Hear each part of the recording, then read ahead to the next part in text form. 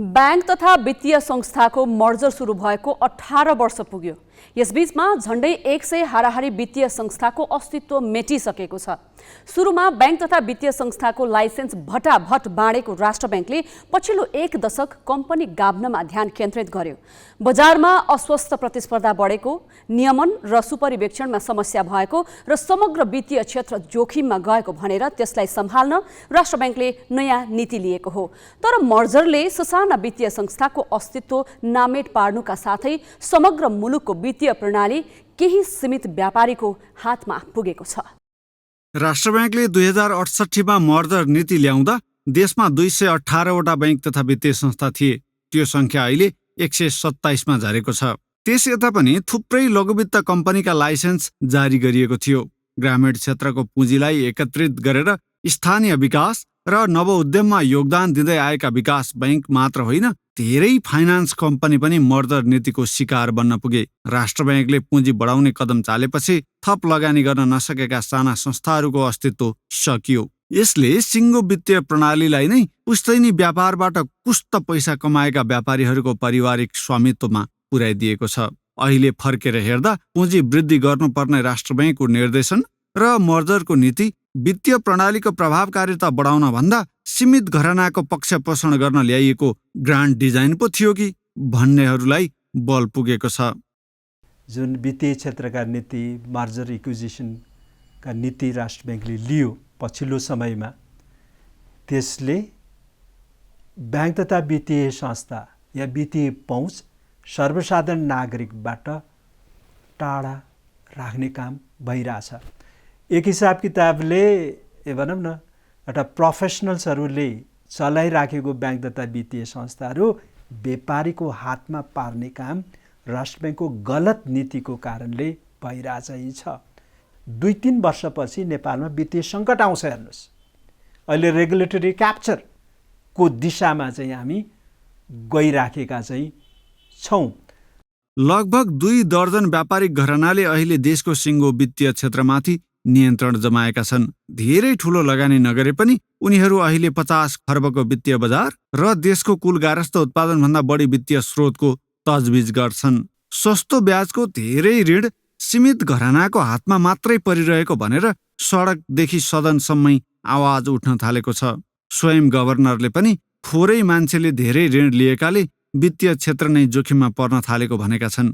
कर्जालाई थोरै भए पनि विविधीकरण गर्ने नीति अघि सार्न खोजिएको छ, तर फेरि पनि बैंकर र व्यापारी अलग्याउने राष्ट्र बैंकको पुरानो सपना पूरा हुने छनक भन्ने देखिँदैन। स्वामित्व अहिले त्यसरी धेरै कन्सन्ट्रेटेड छैन। हाम्रो बाफियाको व्यवस्थाले नै प्रष्ट त्यहाँ डिफाइन गरिदिएको छ।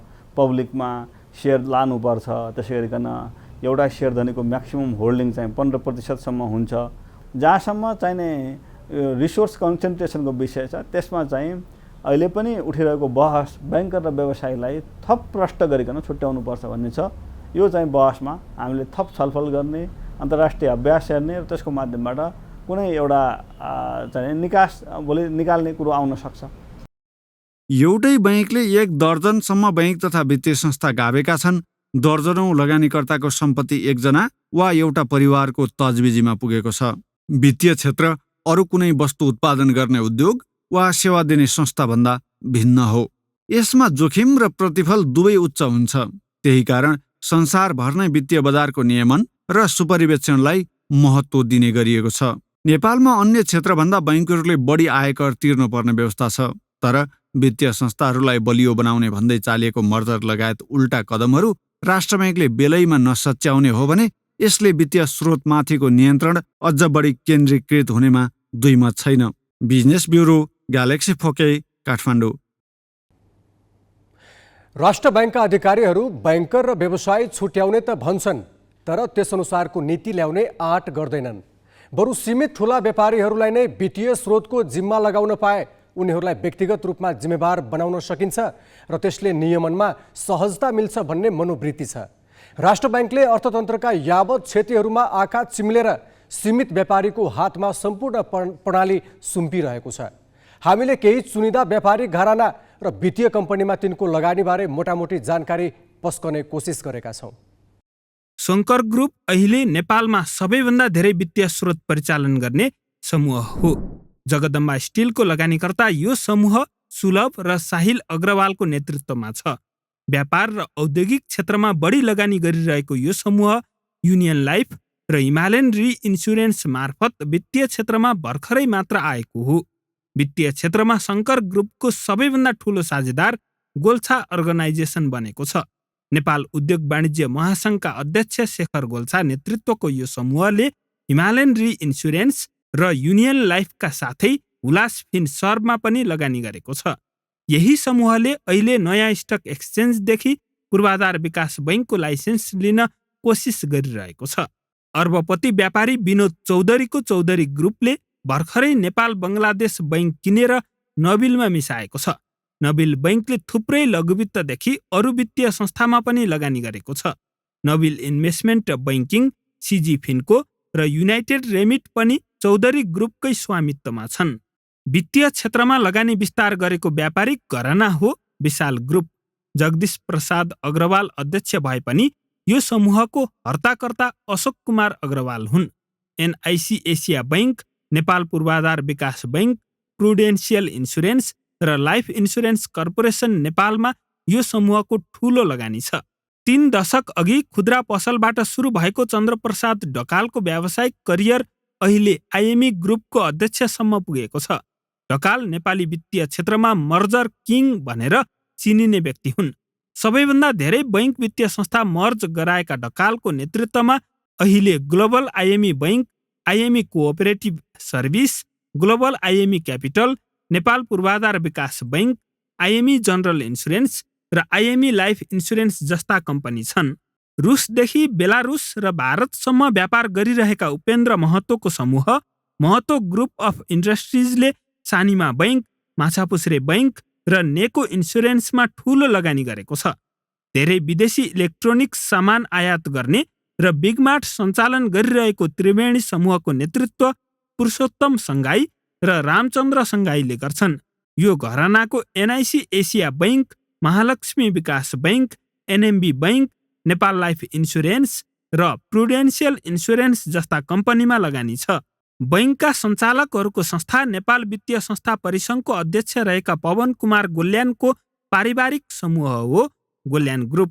धागोदेखि कृषिसम्म लगानी गर्न भ्याएको यो समूह NMB bank, Nepal life insurance, Asian life insurance, NIC Asia bank र प्रुडेन्सियल इन्सुरेन्समा आबद्ध छ।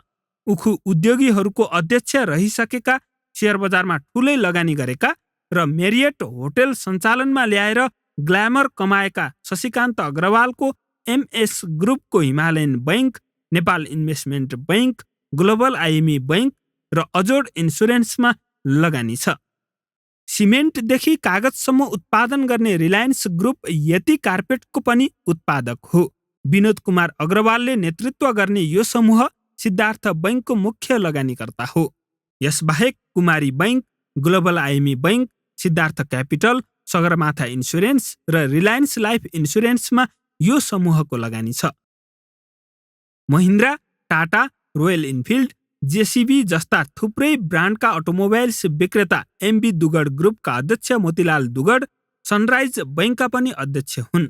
यसबाहेक गुराँस life insurance, Sanima general insurance र मनोकामना हायर पर्चेज जस्ता संस्थामा पनि यो समूहको लगानी छ।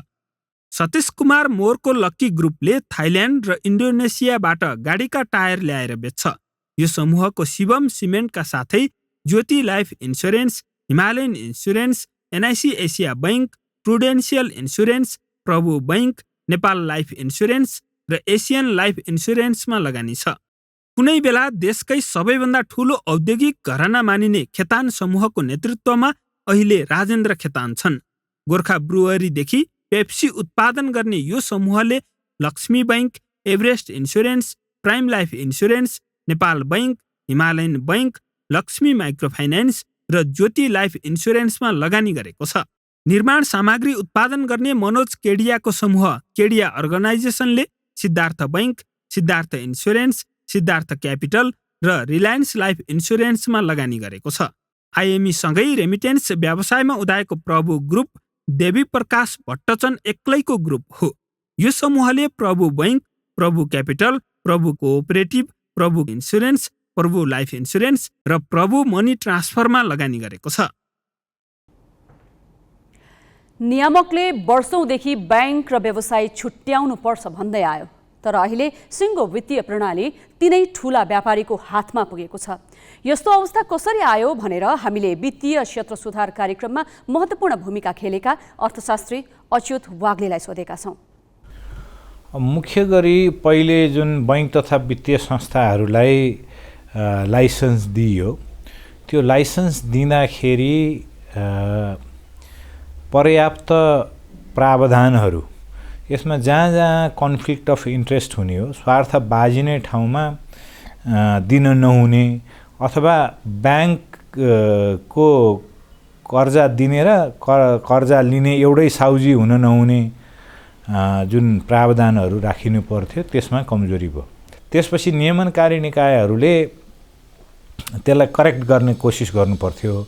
अब अहिलेको फोकस चाहिँ कस्तो देखियो भनेदेखि त्यो साइज मर्जर गरेर साइज ठुलो गर्दाखेरि, मर्जर अथवा एक्विजिसन गरेर साइज ठुलो बनाउँदाखेरि मात्रै त्यो पुँजी सबलीकरण भन्छौँ नि, क्यापिटल कन्सोलिडेसनको हिसाबले मात्रै नियामक निकायले सोच्यो। त्यसले गर्दाखेरि समस्या भयो। अब त्यसको चाहिँ नि आर्थिक सुशासन, वित्तीय सुशासन, त्यहाँभित्रको कोअपरेट गभर्नेन्सको एस्पेक्ट्सहरू के छ भन्ने हिसाबले सोच्नु पर्थ्यो। दोस्रो कुरा। तेस्रो कुरा चाहिँ नि राजनीतिक नेतृत्वले बैंकिङ प्रणालीलाई स्वच्छ बनाउने मनसायका साथ काम गर्नु पर्थ्यो। त्यो भने चाहिँ ब्याङ्किङ ल बनाउने समितिमा नै सांसद पद खरिद गरेर गएका सांसदहरूलाई राखियो। चौथो कुरा चाहिँ नि वित्तीय शिक्षाको, यो कतिजना धेरैजना चाहिँ नि साउजीहरूलाई के लागेको छ भनेदेखि व्यवसाय जसरी गरे नि हुन्छ।